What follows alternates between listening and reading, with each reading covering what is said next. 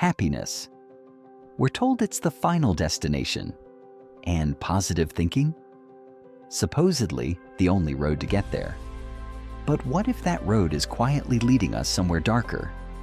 Behind every motivational slogan, every forced smile, and every good vibes only post lies a silent pressure. One that doesn't heal us, but hides us. Because ignoring pain doesn't make it disappear, it makes it grow. This isn't just a story about happiness.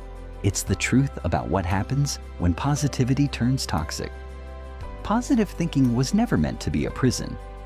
It began as a lifeline, an antidote to despair in times of war, depression, and uncertainty. Keep calm and carry on. Think and grow rich. Smile, and the world smiles with you. These weren't just slogans, they were survival tools.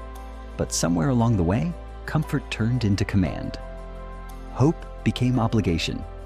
And when you couldn't live up to the impossible standard, you were left with guilt, shame, silence. This is where toxic positivity was born. If you're not happy, you're failing. To understand how positivity turned against us, we have to look deeper. The self-help industry that rewired the 20th century, the social media platforms that reward only smiles, and the workplaces that punish people for simply feeling human. Because the real story of positive thinking isn't about joy anymore. It's about pressure. And that pressure hides a truth far more dangerous than we realize. The pressure to stay positive isn't harmless advice. It's a cultural script, repeated until it feels like law. At work, it shows up in forced cheerfulness during meetings, where admitting stress marks you as not a team player. On social media, it's endless smiles and perfect lives, where every caption insists that gratitude cures all. At home, it's the well-meaning friend who says, "Just look on the bright side," when what you really needed was space to grieve.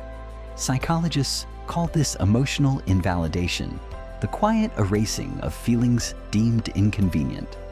And here's the danger. When sadness, anger, or fear are suppressed, they don't fade, they intensify.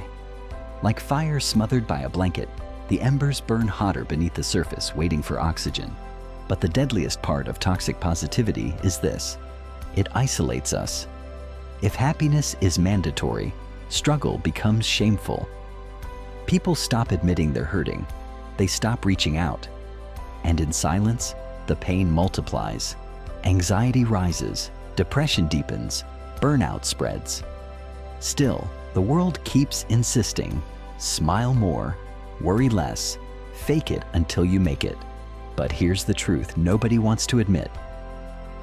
The more we chase constant happiness, the further away it slips. And there is one hidden cost of this obsession, a cost so severe it may explain why so many of us feel lonelier than ever before. When we deny pain, we deny humanity.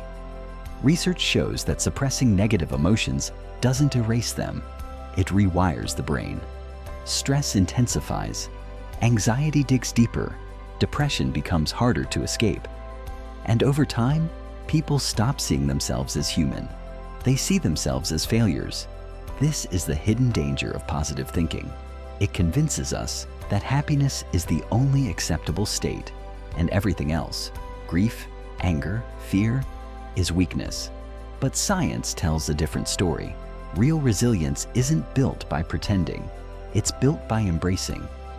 Those who allow themselves to feel sadness, to sit with discomfort, to process anger, don't break more easily. They recover more quickly. They connect more deeply. They live more fully. And here's the paradox. The harder we chase happiness, the further it slips away.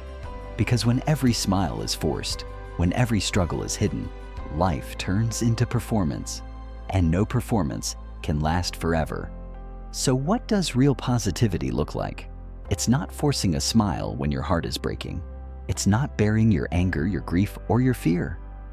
Real positivity begins with honesty, with giving yourself permission to feel the full spectrum of emotions, because every one of them serves a purpose.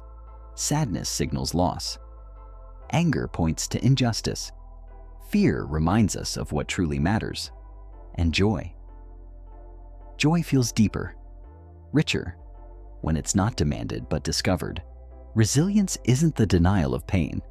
It's the courage to face it and to grow because of it. Happiness isn't the absence of struggle. It's the strength we build by walking through it. If this story made you rethink what positivity really means, I want to hear from you. What's one emotion you've been told to hide? Share it in the comments, because the moment we speak it, we take back its power. And if you want to keep uncovering the hidden psychology shaping our lives, join this journey. Subscribe and stay with me. Because this conversation, this is only the beginning.